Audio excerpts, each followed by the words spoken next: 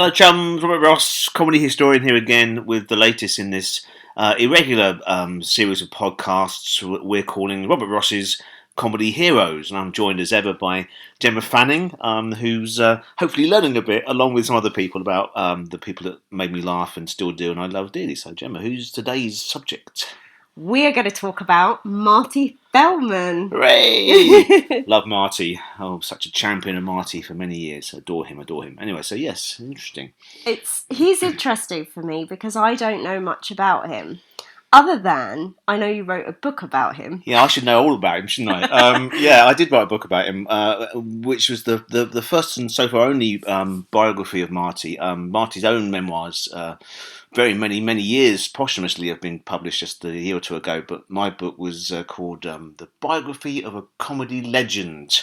And it was a labour of love, which I was trying to get published for many years and finally did, which was a treat to research and write. So what made you want to write about Marty? Well, Marty has been a comedy hero of mine for a long time, but primarily I knew him first of all as a writer, you see, because my dad, I think I might mention, my dad sort of weaned me on old radio comedy, Hancock and the Navy Lark and those sort of things. And one of the shows my dad really loved was Round the Horne. And that was written by Marty and Barry Took. Now, Barry Took, I knew at the time as the guy on Points of View in glasses who just introduced that and read viewers' letters about, complaints about the BBC. But he was a comic first and foremost, and then he became a writer. And he wrote a lot with Marty Feldman. And there was a show, Round the Horne. Was Marty Feldman on Round the Horne? No, he's not in it. No, it's Kenneth Horne is Round the Horne, and the people that prance around Kenneth Horne are a galaxy of great comedy actors. Kenneth Williams, first and foremost, Hugh Paddock, Betty Marsden, Bill Pertwee, who would later do Dad's Army, and as the Warden. And yeah, so it's outrageous. I mean, this was Sunday lunchtime on radio, and it's outrageous. I mean, the innuendo and the smut they got away with was absolutely wonderful. Particularly Kenneth Williams and Hugh Paddock played these very camp, aging chorus boys.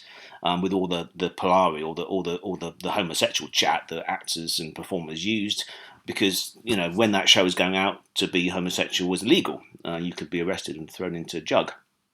So Marty and Barry created these characters and all the Amy Polominas. I'm not going to do it, but it's all the Polari talk, and they're great. And the innuendo. I mean, I've got a compilation cassette and I think vinyl as well. The BBC put out of just all the Julian and Sandy sketches from Round the Horne, and you start after an hour of that you're mincing about the room like a good one. It's hilarious. It's relentlessly funny, and Marty just adored writing that. And Kenneth Williams did another outrageous sort of folk singer character called Rambling Sid Rumpo, who did all these sort of like made up folk songs and sea shanties, which are just stuffed full of smarts. They're gorgeous. So how did he then? Forgive my ignorance, but how did he get onto TV? I'm guessing is where he started after that. He was doing TV after the writing the stuff, but he kept on writing after, and he wrote a lot of his own material. But I mean, he started out. He was an East End boy, so he was born in 1934. He's a fascinating life. I mean, I'm not going to be able to go through it all. You have to buy the book. I mean, the early stuff of his life is just extraordinary. He went to Paris as a male model, and he was a jazz player. He had his own little jazz combo. He slept rough in London for a long time. His story is amazing for such a person that he was dead at 48. He packed a lot in, bless him. But he started as a variety turn. He always said that variety was dying, and he was one of the pallbearers. He was part of a troupe of three guys. And they would do all these sort of crazy musical numbers, and a bit like the Three Stooges in a way. The three of them were just like nuts, and they were always at the bottom of the bill. But they would see all the greats. They saw people like Max Miller perform, and all the greats of variety on their last legs, really. So Marty loved theatre. He wanted to perform, and on one of these variety bills, he met the then comedian Barry Took. and they became friendly, and they started writing together. So they wrote loads of stuff. They wrote for television, the very pioneering Granada sitcom called The Army Game, which was really that's where a lot of great careers sprang from, Bernard Bresslaw and people like that. And they wrote for the spin-off. They created the spin-off called Bootsy and Snudge, which took Bill Fraser and Alfie Bass out of The Army Game and put them into Civvy Street, and they sort of like worked in this gentleman's club, this reform club. So they were. I mean, he was writing a lot, and Marty, and also he didn't have the crazy eyes. I mean, because that's the one thing I suppose people know him for is the crazy eyes. I was going to say, I was going to pick up on your point that he was a model. Yes, that's interesting. Quite. Yes, he always. Well, he said he was when he was a kid, a good Jewish boy. He looked like a gothic Shirley Temple, he called himself, but he was quite a pretty little boy. I mean, I got to know his sister quite well when I was researching the book, and she sent me loads of lovely old family photographs, which I put a lot in the book. But yeah, so there's various stories about why he got the and it wasn't prosthetics, that was his face. He often said, he would go onto American chat shows and people would laugh at him because he looked so crazy. Even when he was talking seriously about the Vietnam War or about politics, he was very anti Nixon and the right wing. And his vegetarianism, he was a vegetarian. He was trying to make serious points all the time about religion and all sorts of humanitarian causes, but people would laugh. So he would eventually just crack jokes and do funny anecdotes because he just couldn't beat that. That must have been quite frustrating. It is frustrating. He would say, Charlie Chaplin could take the bowler hat off and put the cane away, and Groucho Marx could rub away the painted on moustache, but he could never get rid of Marty Feldman. So he was always that comedy character in the eyes of people. But he was a real philosopher, Marty, and a real thinker. Very fiercely intelligent man. I wish I'd met him. But anyway, so he was writing all these things, and then his major breakthrough in terms of performance was in the late 1960s, just pre-Monty Python, 1967. He did a sketch show called At Last, the 1948 Show, which is a piece of genius. That was Marty, Tim Brooke Taylor, just before the Goodies, and immediate pre-Pythons, John Cleese and Graham Chapman, and the lovely Amy MacDonald. So it was a sort of 5-team group, and it was these great sketches, and it's brilliant. And that show was where, and Tim Brooke Taylor will be pleased I say this because he's always banging this drum, that's where the Four Yorkshiremen sketch was originally performed. It was written by the four of them, particularly Marty and Tim wrote it, but it has become a sort of Monty Python sketch now. But that was where that was first performed, and it's for me the definitive performance, the Marty Feldman, Graham Chapman, John Cleese and Tim Brooke Taylor version. It's just beautiful. So you said that he was on American chat shows. So he's one that maybe clearly made the transition. His great comedy passion, one of mine, was Buster Keaton. And Buster was treated very badly by the studio system. He was passionate about Buster Keaton, and he would, if he could, every day of his life, he would run at least one Buster Keaton short to remind himself that he was in the same comedy business as this great hero of his. So his ambition was to get to America. And Barry Took, said, be careful what you wish for, sort of thing, because when he got to America, it was good for a few years. And the reason he got to America was an ATV show called The Marty Feldman Comedy Machine, which was another sketch show written by a committee of writers. Marty was one of them, and Tim Brooke Taylor was another one. And that was syndicated in America and was seen by people like Gene Wilder and Mel Brooks. And they basically wrote the part of Igor, for Marty to play. So that was written for him. So that was his big break. And that's Young Frankenstein. Young Frankenstein. But yeah, Young Frankenstein, yeah. And it was, and his performance is just amazing in that. I mean, there was talk about him getting nominated for an Academy Award for that, which didn't happen, but it's so good. And he just burst into America. And off the back of that, he made another film with Mel Brooks called Silent Movie, which is a 1976 silent movie, which is brilliant. Lots of good guest stars in that. And he's one of the three leads with Mel Brooks himself and Dom DeLuise.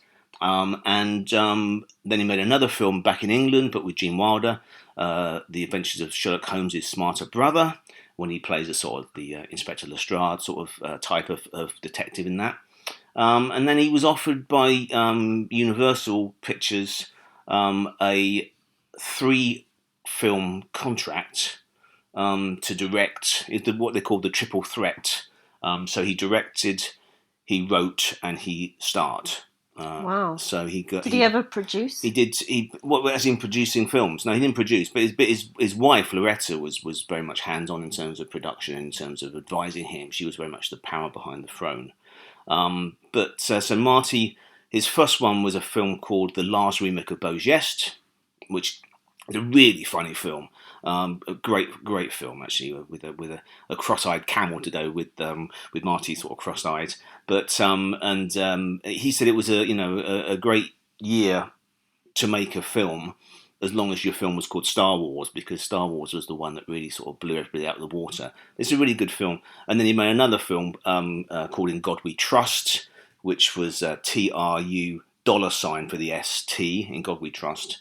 And that just sent up American evangelistic religion, which, for a good Jewish boy from the East End, Americans didn't like that. And it was, they stayed away in their thousands, and his contract was ripped up. And one of my favourite photographs of him is just leaving his back lot office and giving the management the middle finger as he's walking away for the last time. So yeah, but when we were talking about the eyes and stuff, weren't we, before? We'll go back to that. But there's all sorts of reasons why that could have happened. There's talk about him getting a pencil put in the eye, and there's talk about him getting hit by a cricket ball, and there's a car accident that could have contributed to it. But the main reason was he overworked. He drank so much coffee. He drank a lot of alcohol, but a lot of coffee. He smoked a lot. He just would hardly sleep. He was writing so many scripts for radio and TV. And going back to at last the 1948 show, Timbuk Taylor, who was very helpful, always very helpful when I'm doing books involving his work, but he knew Marty really well, and for the Marty Feldman book, he was terrifically supportive and helpful for that. He told me that, when he was writing at last the 1948 show sketches with Marty was also writing Round the Horne with Barry Took, and he was writing other television bits and pieces like comedy playhouses for the BBC. He wrote literally hundreds of half-hour scripts for British TV and British radio, and I think that was the reason why. And he got this. He contacted this. What's the word I'm after? Not contacted. Contracted, even not contacted. No, he just got, basically. We'll cut that bit. No, we won't. We can keep those bits in. He got this thing called Graves' disease, which basically makes the muscles around the eyes slacken. So one eye went one way and one eye went the other way, and it stuck like that. That was stuck forever. And there was talk that he could have had an operation, but in those days, we're talking sort of mid-60s. It was life-threatening, potentially life-threatening. So his wife Loretta said, "No, it's fine." So she just How stood did by he meet him. her? Well, they met in sort of a jazz club, because Marty was such a bohemian. He would, as I say, his life was extraordinary. So she was this glamorous, very tall, brunette, sort of sophisticated, witty, urbane person, and Marty was this crazy, quite short, sort of wild-haired scribbler for radio. He was, I think, when he met her, he was writing for Peter Bruff and Educating Archie and Archie Andrews, actually the TV version, which we mentioned Peter Bruff earlier in one of these, didn't we? But once he got to TV, after years of doing it on radio, Peter Bruff's ability to be a great ventriloquist had sort of pretty much abandoned him, and you could see his lips move in the remnants of the TV shows that survive. So he was writing for this wooden head, and he was getting quite frustrated writing for a piece of wood, as he called it. But he met Loretta.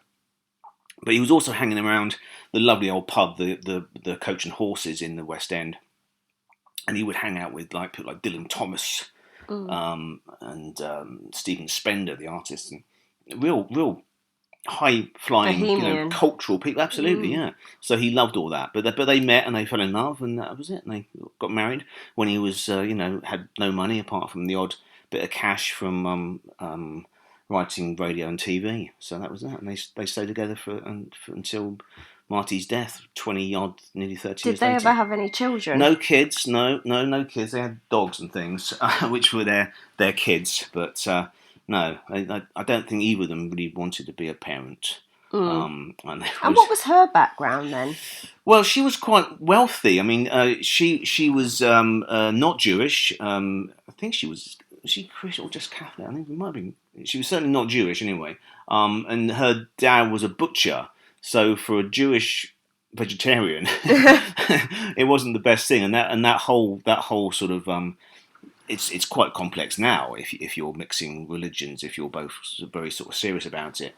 But Marty's family were really against it. I mean, his mother particularly did not like the fact of him marrying a non-Jewish. So yeah, it was tricky. So they chose each other over family, and there was a real sort of riff in the family quite a lot about that. But they were a great couple, and I mean, Loretta had to sort of struggle through and face countless journalists over the years asking her, why are you married to this ugly person and all that sort of thing, really quite harsh.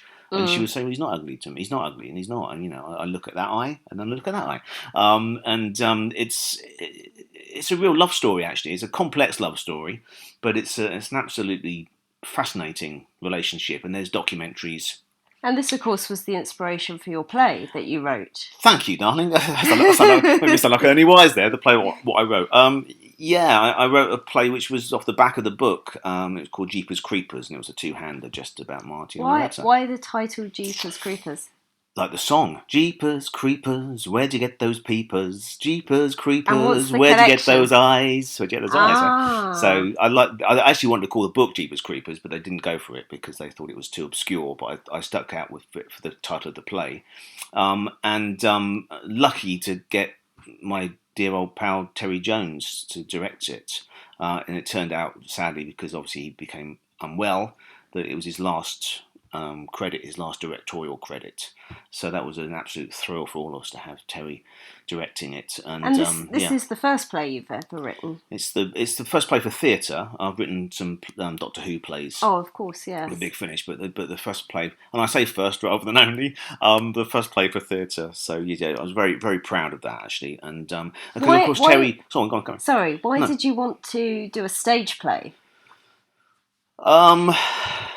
It sort of lent itself rather well to a stage play, a good two-hander, and it just seemed to work for a stage play. I mean, I was going to have adapted it for radio, which could happen at some point, and it would work on TV mainly. But I think they were so insular, those two, and the Marty and Loretta dynamic didn't really need anybody else to come into it. So the actors, it was David Boyle and Rebecca Vaughan who played Marty and Loretta.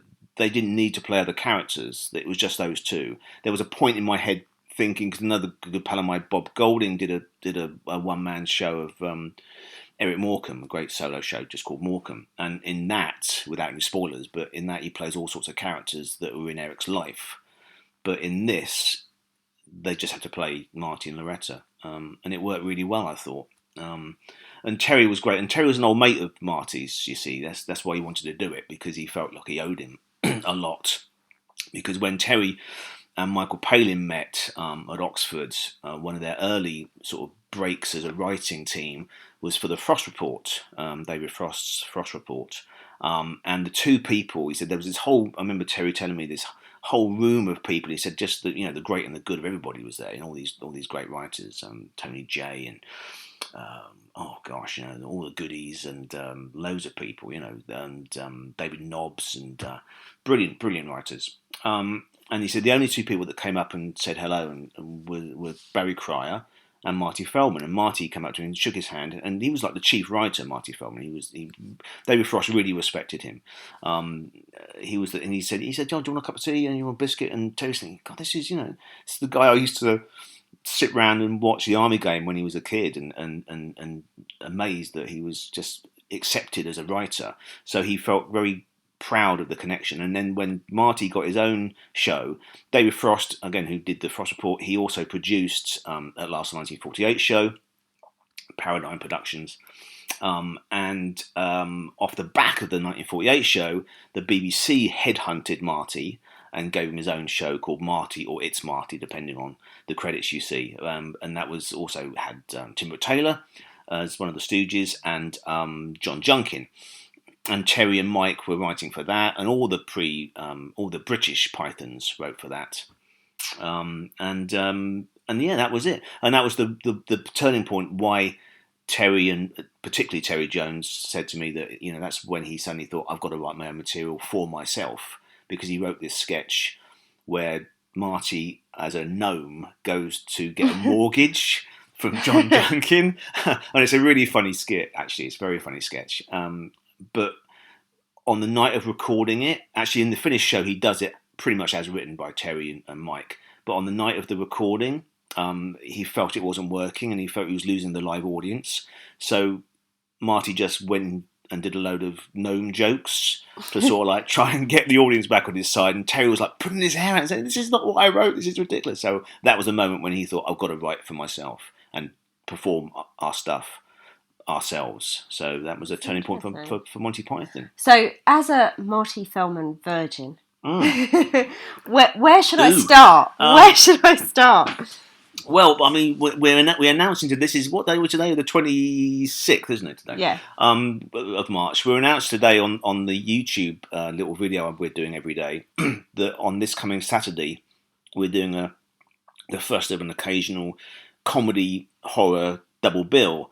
My good friend Alan Coles' idea to resurrect the Friday and Saturday night double bills we used to love as kids of horror films, and we're doing the first of these on this Saturday. And one of the films will be Young Frankenstein. I think I say in the book, actually, if you know Marty Feldman at all in these less enlightened days, it would be because of, I think, Young Frankenstein. Because, Hump, what Hump? But you've never seen Young Frankenstein, have you? I've seen the clip you showed in your Forgotten Heroes.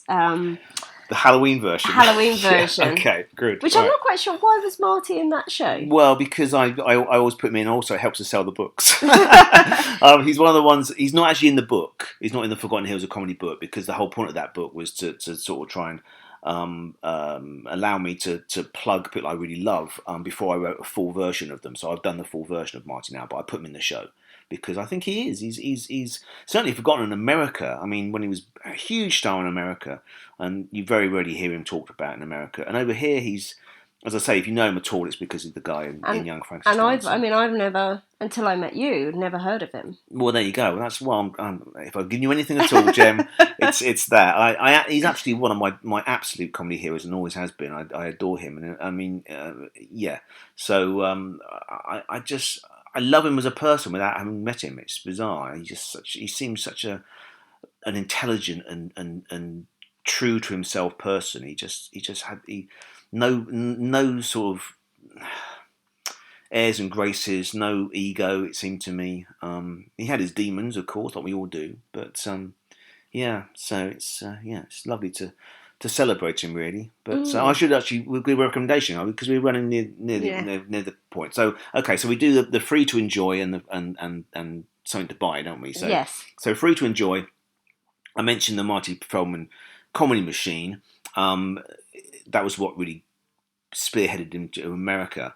But Bill Oddie always gets a bit sort of tongue-in-cheek miffed about it because he cut down a lot of those hour-long shows into a half-hour best-of compilation, which won, this is Marty Feldman's Comedy Machine, that won the Golden Rose of Montreux in 1972.